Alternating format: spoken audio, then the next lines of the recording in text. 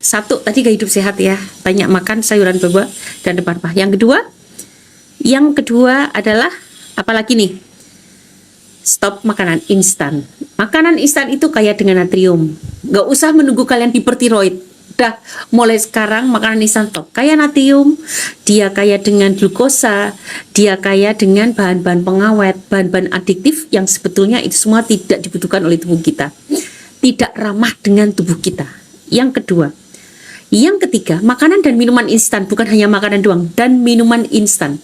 Yang ketiga adalah stop gorengan. Gorengan itu, apalagi minyaknya berulang, itu akan menyebabkan terjadinya lemak trans. Dan lemak trans itu di tubuh nggak diapa-apain.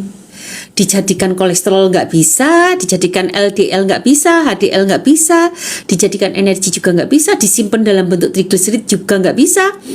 Akhirnya diapain? Diendapkan begitu saja, hanya membuat darah kita semakin kental. Itulah lemak trans.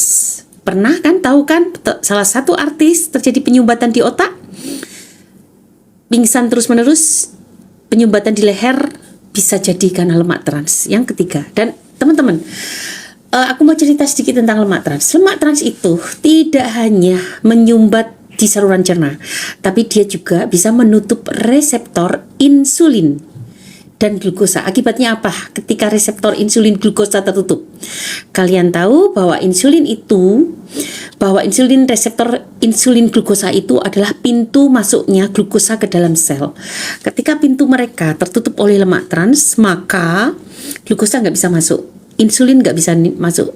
Terjadilah apa? Resistensi insulin, hiperinsulinemia. Akibatnya kolesterol mudah naik, trigliserid mudah naik, glukosa jangka panjang tidak naik, dan akan berikan feedback pada pankreas untuk menghentikan produksi insulin.